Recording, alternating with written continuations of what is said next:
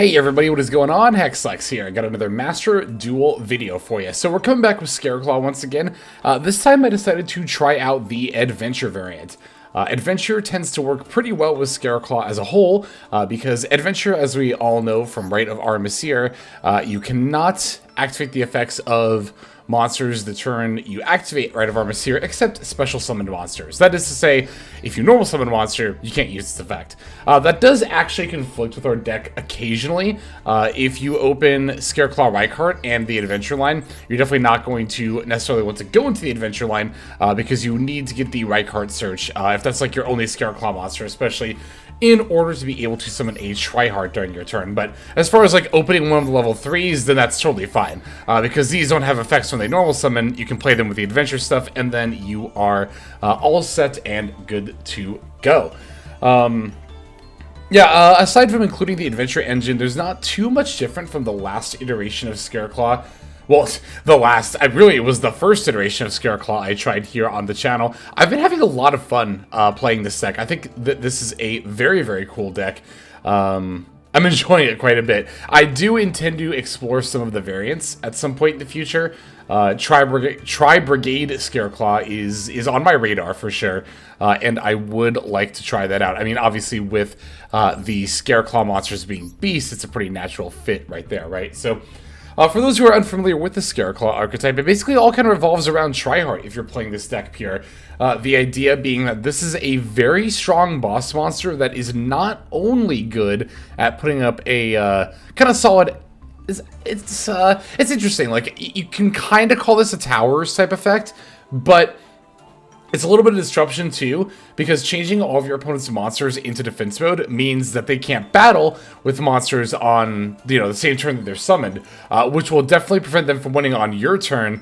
A lot of the times, even if they can out the Tri-Heart, sometimes they're just not able to OTK, because in order to get to the point where they can out the Tri-Heart, they've had to have summoned some monsters, and then they're left in defense mode and they can't battle. So on top of that, the Scareclaw engine is also pretty good at OTKing itself, with the level 3s Astra, Belone, and Acro. Astra will give your Scareclaw monster in the extra monster zone? Yeah, just blanked on what it was called for a second there. Read your Tri-Heart, multiple attack points. Or attacks, rather. It'll give it multiple attacks. Acro gives it more attack points, 300 per Scareclaw. And then Belone gives it piercing. So, the crazy thing about Astra, too, is that it'll give Tri-Heart multiple attacks per Scareclaw monster on your field in defense mode with different names, but not against monsters like Terahertz and a lot of modern Yu-Gi-Oh! Bosses that have multi-attacks. So the Tri-Heart can actually battle over monsters and then still attack directly, potentially multiple times in order to ensure that you're able to get lethal, making it a very, very powerful card. As far as other Scareclaw cards go in here, besides those, we of course have the Scareclaw caches, the Arrival, and the Twinsaw. There are, of course, other options here that are definitely not bad for the deck that I saw mentioned in the comments last time, those being Defanging and Straddle. And I did consider adding these to the deck. I think between the two, I'd be a bit more keen to adding Straddle. Straddle in certain situations can make it easier to OTK and also offers target protection. The Defanging is also good. It offers target and destruction protection, as well as some conditional banishing with battling and destroying of the opponent's cards as well. But I just find the Straddle to have, I feel like, just more general application. Like, I don't know, like, of course the Defanging has a greater variety of effects, but the Straddle's ability to help you OTK in some situations where you might not be able to is pretty strong. Because while the deck doesn't have too hard of a time OTKing with Tri-Heart and, numerous level 3 Scareclaws right now, there are some situations where you're really not able to, and in those situations, Straddle is often what'll really end up helping you out there, so... see a recent game I had against Scareclaw here on the channel where they were able to bump their Light-Heart up to 10,000 attack points with the Straddle. Granted, they ended up losing that duel, but that's only because I was exactly on sprites, so like the number 2 Ninja Shadow Mosquito, right? So, but in any case, yeah, I think this is a very solid deck. It's been a tier 3 deck for some time, and I think it's still there now. As far as whether I like the deck more or less with or without the adventure engine, I don't know. I can see an argument either way, to be totally honest with you. I think, personally... I don't know. I think personally, I would probably prefer not playing the Adventure Engine and having a little bit more flexibility in playing some more Gas and or Disruption based on just whatever you feel you need. I would probably just play more Disruption because when I'm playing 3 of each of these, which last time I was only on 3 Astra and then 2 of each Belone and Acro. Bumping up to 3 of each Belone and Acro gives you so many starters. It's really not that difficult to find them a lot of the time, so the Adventure Engine ends up being 7 cards between the 6 Adventure cards in the Foolish Burial, so I could see myself cutting those for, possibly Fenrir and Raidsoth with the Scareclaw Cache, the 3rd Imperm, maybe the 3rd Talent, maybe some Drolls, maybe even a 2nd Nib. The Crossout Designator is definitely an option. I think that variety of disruption, in my opinion, I think I would like that more than the Adventure line, but I don't think it's strictly better than the Adventure line. You really could make an argument either way, in my opinion. For the extra deck, it's really not too different from how we had it last time. The main difference is if you are on the Adventure line, I think it is probably important that you play a Link Spider. I've run into a situation before where I would have been able to make a Tri-Heart if I had the Link Spider, because Tri-Heart takes any 3 effect monsters. The Adventure Token, of course, is not an effect monster, but it can link into the Link Spider, which itself is an effect monster. So the extra deck is already really super wide open for this deck. So I think just having the option to be able to go into that Tri-Heart via the Link Spider sometimes is worth. I think I was playing a Reichheart beforehand, which is also pretty situational. It's if your opponent activates an Eri, you can make it with only Scareclaw Cache, or potentially if you steal, one of their monsters or whatever, but one of their Kashtira monsters, that is. But yeah, as far as situational extra deck slots go, again, with the Adventure Engine, I think having the Link Spider does end up being very slightly better in this particular build. Alright, now let's go ahead and, as always ever, break this list down, and then we'll see some games from, not only from ladder, but actually a very special game towards the end. So anyway, we're going to be on 3 Maxx, 3 Ash Blossom and a Joyous Spring, 1 Water Enchantress of the Temple, 3 Scareclaw Astra, 3 Scareclaw Belone, 3 Scareclaw Acro, 3 Scareclaw Reichheart, 1 Visas Starfrost, 1 Wandering Gryphon Rider, 2 Scareclaw Kashtira, 1 Nibiru the Primal Being, 1 Foolish Burial, 2 Triple Tactics Talent, 2 Rite of Aramesir, 2 Scareclaw Arrival, 1 Dracoback the Rideable Dragon, 2 Primitive Planet Reichphobia, 1 Fateful Adventure, 2 Called by the Grave, 2 Infinite Impermanence, and then 1 Scareclaw Twinsaw. That's going to be our 40-card main deck. For the extra deck, we are on 1 Vicious Astraloud, 1 Baronne de Fleur, 1 number 49 Fortune Tune, 1 Downerd Magcian, 1 Divine Arsenal, AA-ZEUS Sky Thunder, 1 Link Spider, 2 Scareclaw Light-Heart, 1 Aussa the Earth Charmer Immovable, 1 Dharc the Dark Charmer Gloomy, 1 Nightmare Unicorn, 2 Scareclaw Tri-Heart, 1 Nightmare Unicorn, 1 Accesscode Talker rather, and then finally 1 Underworld Goddess of the Closed World. That'll go ahead and do it for the list, so let's go to the games now.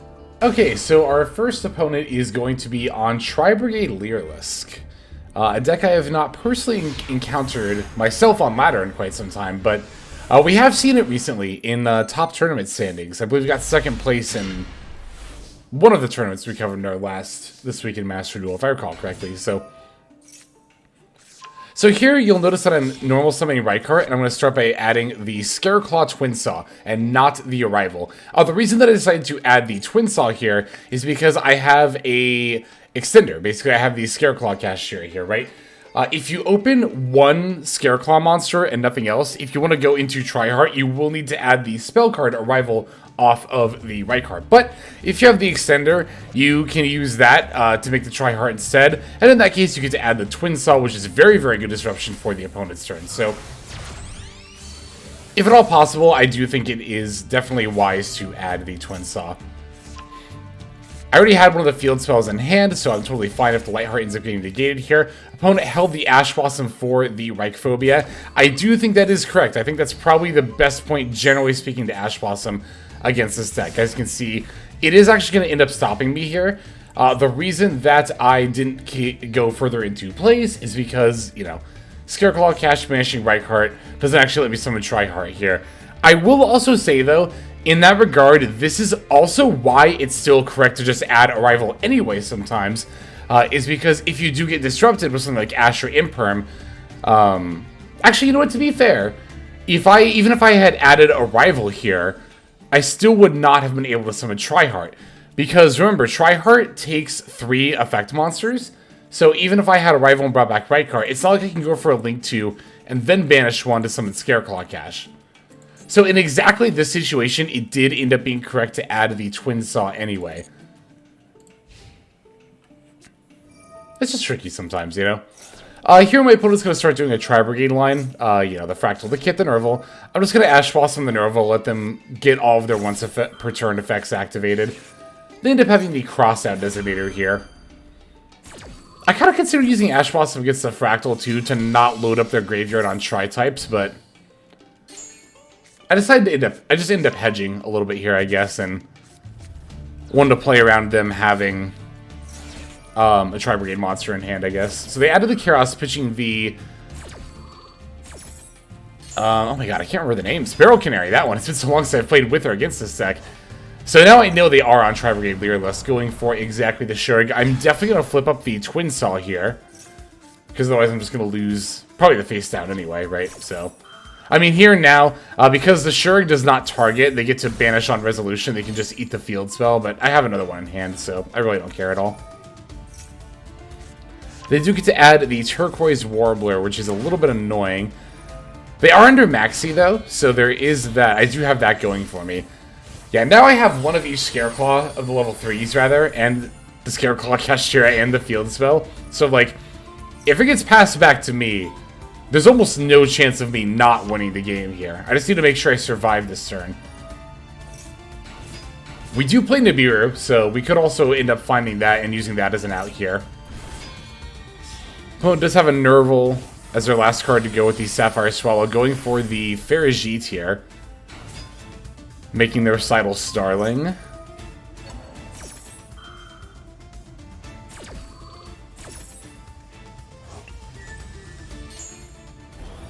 Okay, here I believe they're going to end up adding the, yes, the Cobalt Sparrow, and then now they can summon it off of the Ferrijit effect, although very wisely, first they're going to end up going into the F-Zero. I'd love to see a Nibiru right here exactly, but alas, we don't draw it. Now they do have the monster negate of the Draco... The UDF, Utopic Draco Future, that one. However, even if I draw Nibiru, there is still a shot of me being able to resolve it. I could potentially bait with the Scareclaw Cache, right? Oh, they're going for another rank 1 here. It's so scary. It's the Assembled Nightingale. Thankfully, this isn't lethal, though. And yeah, as we go to end the main phase, I do actually bait out the UDF with the Scareclaw Cache, but I did not actually end up drawing the Nibiru, so a little bit unlucky there. Although, like I said, this is not going to end up being lethal. Put me down to 1,700, so 6,300 damage. And yeah, I was just about to say, now I feel like I have far more than enough resources, and you'll notice I had the triple tack too, so even if they do inevitably activate the UDF at some point, I can just go ahead and steal it. Or... I don't know. They don't have a hand to rip from, and I have all the cards I need in hand, so it's not like either of the other effects would have been pretty good there. Oh, and then it ended up being a time limit win at the end of it, funnily enough. So, although of course, you know, with the hand that I had, I don't think I would have had too much of an issue finding lethal there. But anyway, let's go ahead and take a look at our next game. Okay, here's where things end up getting a little bit interesting. So we're playing against Stun Lab here. I say Stun Lab because they're on, like, not just Skill Drain, but also, like, Summon Limit and all that fun stuff in general. Like, Skill Drain isn't unoptimal to play in Lab, but I don't necessarily think stuff like, you know, Summon Limit there is. So, immediately after revealing these three, there's a lot of thoughts running through my head, right? As soon as they activate Prosperity. For one... the fact that they only banished 3 and the first card they revealed to Summon Limit was immediately baffling to me. As soon as I see the first card, I'm like, okay, what kind of a stun deck wants to keep most of its extra deck? But then as they reveal the Destructive Daruma Karma Cannon, I'm like, okay, that to me is an indicator that they're on Lab Stun specifically, which also makes it make, I guess, a little bit more sense as to why they'd want to banish 3 and not 6 off of Prosperity. I still don't think I necessarily understand that, but I guess there's always a chance it could have been a misclick. Anyway, they end up taking the Summon Limit here. setting 3 and then passing. So I'm like, okay. One of those is obviously the summon limit. We're going to have to play around that. Fateful Adventure is going to come down, normal summoning the Scareclaw Reichheart, and chain blocking the Reichheart's effect with the Fateful Adventure. But it's going to fire off the Maxx, and also the summon limit. This was a little bit baffling to me. I mean, I guess to be fair, you would want to get the draws off of Maxx if you think I'm going to summon under the summon limit anyway. But you're only cycling it for one card here. I don't know, it just seemed like... I don't know. Maybe the Maxx, maybe cycling it for one draw was more valuable. But if you flip up summon limit right after Maxx, like, you gotta figure that I'm not gonna summon anymore, right? Like, the Maxx itself is already kind of incentive to not summon anymore, even in a situation like this, like into a bunch of back row. If I think they are also a more back row based deck, because I don't want to get wrecked by back row after giving them like 5 or 6 draws and then not be able to OTK them and then have them get another turn. So in a situation like this, I am less inclined to want to OTK, but I don't know, especially after flipping up the summon limit, it's like, yeah, I'm definitely just not going to summon here anymore. Like, I was thinking about going for the Rite of Aramesir. Well, I can't anymore because of the right card, actually, but I was kind of thinking about doing that, but even if I could here, I definitely wouldn't. Like, even if I could activate Rite of Aramesir here. Yeah, I'm just going to battle with Reichheart, set the Twinsaw, and pass. The Twinsaw! Whew, that's also going to be very, very important here. Of course, I want to get rid of the summon limit, but also... Okay, here they're going to summon Ariana, add the field spell. The field spell add was a little surprising to me until I realized one of the face down cards is going to be one of the welcomes in that regard, too, so... We're pretty much prepared for that. So now, I'm immediately thinking about how I'm going to use my Twinsaw. And I have a couple of options here, right? I'm going to hit the summon limit every single time, because this is a floodgate that is proactively causing me to lose the game. The other options are to hit the field spell, or whatever face down ends up not being a big welcome card. So as I activate the big welcome lab, I'm faced with this decision point here. And here's the thing, right? The field spell is a little bit scary, but at the same time, if I chain the Twinsaw, the only thing it really threatens is the Fateful Adventure, and it's like, I think that's fine, you know. There is also the chance that if they resolve a welcome on the follow-up turn, that maybe it could threaten me there, but even then, I think one pop is less threatening than whatever the unknown face down is, especially given that we know they are already playing Floodgates, so I just want to get rid of it here. Also, get to Maxx and get a draw at the very least here. So I'm going to target Summon Limit and the other face down card. There's definitely an argument to targeting the field spell here, but as you can see, we end up hitting a skill drain, so I'm extremely glad that we ultimately targeted the other face down card. And they end up popping the other Maxx that I just drew. So good. Okay, so we know the card in hand is Ariana. We know obviously one of the face downs is that big welcome lab. So now there's only one unknown back row card that we really have to deal with here. Imperm, not a bad draw at all. Gonna go ahead and immediately utilize that. Followed up with the Rite of Aramesir to get my token. Activating the Dracoback. And I'm going to use that on the Labyrinth Lab here. This will pretty much force out the big welcome.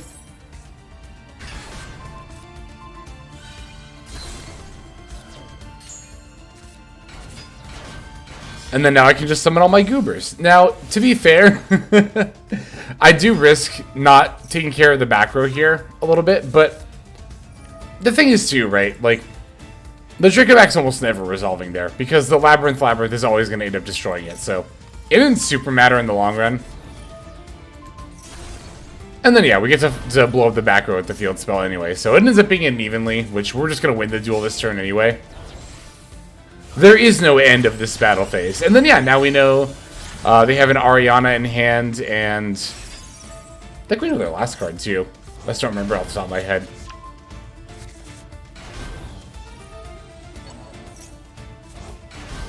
Well, in any case, we have the 4 names, including Astra. That means we get 4 attacks, and that does, in fact, mean we are going to finish them off. Look at that, 4,200 attack points, 4 attacks. That's 16,800 damage, by the way. 16,800 damage potentially represented, and with the piercing, definitely threatens to represent that amount or a similar amount very often. Anyway, we have a couple more games to look at. Let's go into the next one here. Next opponent here is Stavros. Stavros is on a 60-card branded, and I actually ran into this person a couple of times during this stream. Oh, by the way, these games were initially played during a stream, so as always, if you are ever interested in checking out the stream games live, go ahead and check out the description below. You'll find a link to my Twitch. You can follow or sub over there to get notifications of when I go live. But yeah, here, this is definitely going to be a Twinsaw hand. As in a hand where I add Scareclaw Twinsaw with the Reichheart. And in fact, I am able to even get the extra draw off the Reichheart here as well. I think that is worth summoning the Scareclaw cache in this particular moment. And the fact that I drew an Astra is actually not even bad at all. Because now I have yet another follow-up play to go with the one that I'm about to set up here, the second Reichheart that I'm adding. That is something I should have been doing more, especially during my last Scareclaw video. Although, to be fair, that was also my first, round of playing the new deck, was, setting up the Reichheart for the follow-up play more often. Yeah, opponent definitely didn't go for Albaz off the fusion deployment there, because it wouldn't work with Tri-Heart anyway. And as always as ever, I'm just holding the Ash Blossom for the branded fusion. Also should note that I also like to toggle off against branded if I have Ash Blossom until I see the branded fusion. Now here, the timing of this Twinsaw activation was actually super important. I definitely need to chain it to Cartesia's effect because Cartesia's effect to fuse is a quick effect. So if I pull the trigger and activate Twinsaw as Chain Link 1 or something just before Cartesia has activated her effect, then my opponent can chain the Cartesia, and the Twinsaw does target. So, if these cards leave the field, Twinsaw just does not destroy anything. It is very much like Icarus attack in that regard, in that you not only have to tribute the monster up front, but you also have to target the things that you are going to be destroying. So, yeah, definitely need to wait for the Cartesia. Also, this has an interesting incidental side effect because I'm going to destroy both the Cartesia and the Aliber. If my opponent is even able to fusion summon at all, they do have to fuse using only stuff from their hand, which they may not want to, again, if they are even able to, so. But I have a feeling as soon as I destroy these, they're just not going to be able to fuse, which they're not. They do get to follow up with an Nadir Servant, sending the Albion, adding Guiding Quem, before setting a card and then passing. Albion is going to end up setting the Branded Banishment, so. Oh, and then, of course, this being the main phase 3 for Branded, they get the Cartesia back as well. Okay, the Arrival is actually not a bad draw here, because although I do have a Reichheart which can already search for Arrival in my hand, the effect to summon a monster from the graveyard on Scareclaw Arrival is not once per turn.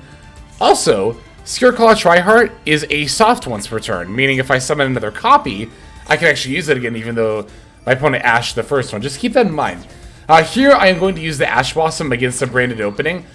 This is a situation where I do want to use Ash against something other than branded fusion. Also wanted to use the field spell on the back row that I know is in branded banishment to make sure that wasn't a factor.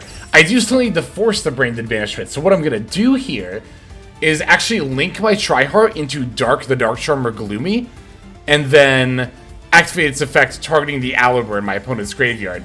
The Aliber is their only branded banishment target, because remember, the Albion was not fusion summoned. It was sent off of Nadir Servant, and game mechanics state that you cannot summon an extract monster back from the graveyard that was not properly fusion summoned first. So, I know they can't bring back Albion, so by targeting the Aliber with the Dharc, that threatens to remove their only target for the banishment, which means they have to use it now. Basically, I'm still just trying to set up a Tri-Heart OTK, but if I just try to go for battle phase of the Tri-Heart I already had on the field, they just banishment and fuse with it, and then I'm just kind of screwed, so. We're going to force them to do it this way. Quiritis would normally be scary, but it was summoned in defense mode. I guess even if it wasn't summoned in defense mode, the second Tri-Heart here would force it into defense mode. And remember that Tri-Heart is unaffected by monsters that are in defense position, so the Quiritis attack drop effect will not be able to affect it here. Also, because I have that second Scareclaw Arrival, that in combination with the Tri-Heart effect means I can have one of each level 3, which is enough to OTK with the Tri-Heart. I just laughed because I remember at the end of this duel when my opponent surrendered, someone in chat said, "They ran!" in all caps, and they did run. They ran because they were scared of the claws. Nothing can stop the claw! Alright, let's go ahead and go into the next game. Last game, actually. I think this is the last one. Okay, our last opponent is not going to be from ladder, but is going to be from a duel room. Our opponent here is Hua, who actually redeemed 10,000 channel points. 10,000 of them to challenge me to a duel midstream, which is cool. Very, very cool. They are on Phantom Knights. They are on Phantom Knights with a Makonko package, which is very, very cool. The funny part is, too, they're on a 59 card deck. How cute is that? 59 cards. I don't think there's a grass in there either. So I'm going to take the first move. Unfortunately, we do end up getting hit with the C here. And Scareclaw, it does have the weakness of not really having very many plays into the Maxx C. Ideally, if your opponent's going to Maxx C, I maybe should have led with the Reichheart here, actually, for that reason. Because I have one in hand, and as I'm about to say, like, Reichheart is, like, the ideal way to play into a Maxx C, because then you can at least add Twinsaw. Actually, yeah, now that I say that out loud, I 100% should have just normal summoned Reichheart. I guess it is a bit of a nuanced thing, especially for Adventure Scareclaw, because... Okay, here I'm going to Nibiru, but I'm not under any delusion this will stop their plays altogether. And in fact, they do have the Fusion Destiny. But yeah, the nuance of like, okay, if you think they have Maxx C, / to play around it, you should probably lead with Reichheart. Unless you have the Adventure line, then you definitely don't want to lead with Reichheart if possible. Okay, so they've got the DPE, they've got the set called by, it looks like they're, yeah, setting up the Torn Scales for the next turn there. We have a good amount of gas in our hand, so... At this point, I was feeling fairly confident. Twinsaw is definitely not a bad draw either. Gonna lead with a Field Spell, getting a Scareclaw cache. Normal Acro, Special Summon Reichheart to add the Arrival. Arrival effect for the Belone, rather, but... Here comes the Called By.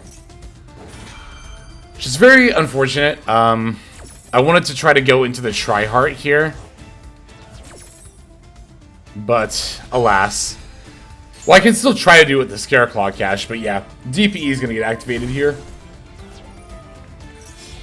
I do, however, have a bit of a backup line I can do here. Basically, what I'm going to do is I'm going to make a Light-Heart to get the Reichphobia for the follow-up turn. And now with my 2 Dark monsters, I can, like the last game, make Dharc the Dark Charmer Gloomy. And now I can go ahead and take that DPE that's in my opponent's graveyard, funnily enough. Now they will still get to summon a Destiny Hero monster from their graveyard during the standby phase, but this obviously not only keeps the DPE off of their field, but also gives me the option to pop a card during my opponent's turn. I'm definitely going to want to pop probably the Field Spell. I don't want to pop DPE itself, because then that would put it back in their graveyard, and then they can potentially get it back again. I decided to just get rid of the Torn Scales here, and keep them only on the D heroes, which I thought would be fine until they pivoted into Isold, and I was like, oh no, what's going on here? See, at this point, I had only seen, like, you know, quote-unquote regular Phantom Knight stuff, but yeah, now all of a sudden, here comes the Makonko half, and I was like, oh no! I do still have the Twinsaw here. Oh, but I don't have a Scareclaw monster in the field. Yeah, that's a bit of a problem. Bit of a problem. Yeah, we're making Cupid Pitch. Stuff is definitely happening here. Stuff and things.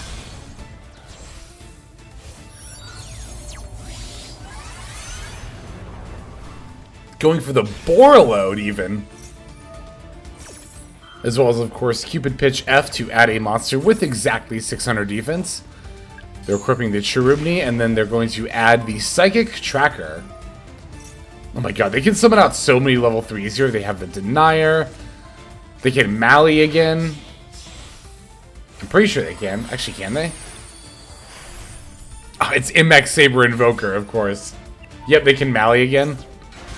For the Heroic Challenger, for the Heroic Call, I forgot that was part of the Warrior engine here too. So it's kind of like a PK/Warrior pile, all in all. But yeah, it's going to ultimately lead into them going into a Nightmare Unicorn, followed up with, you can probably guess the Link 4 that's going to that's going to follow here. It is who else but Accesscode Talker. So yeah. If I am going to take my L for this video, I definitely do not mind it being against one, such a cool deck, and two, against such a cool person. Really see Hua in chat during the streams. I mean, you would definitely expect that again with 10,000 channel points. That's crazy. So, thank you as always, Ziver, for the support. And for kicking my ass as well. Good stuff. Good games for sure. Very, very cool deck there. That will go ahead and do it for these duels. Let us now move to our outro. Hey everybody, thank you so much for watching all the way to the end of the video. That means a lot to me. It's also a great way to support the channel, so thank you very much in that way as well. If you're interested in supporting the channel in other ways, like the very special patrons that I am thanking here, you can do so by checking out some of the links in the description. One of those goes to the Patreon, where you can join these fine folk and support the channel that way. I do post daily content over on Patreon, so you do get something for supporting there. And if you're interested, I also have a coaching tier option as well. Details again will be on Patreon in the link below. Also in the description linked below is my Twitch page where I stream a few times a week. You can go ahead and check that out, follow or subscribe over there if you ever want to catch me live. You'll also find my second YouTube channel if you feel like subscribing over there to watch some of the Twitch VODs as well as some additional non-Yu-Gi-Oh related content that I make over there. Again, any of those links you want to check out is all a great way of supporting. But again, even if you don't do that, just watching was also a fantastic way to support. And once again, I have to thank you so very much. But in any case, this is Hexlex. I'm going to be signing out, and I'm hoping you have a fantastic day.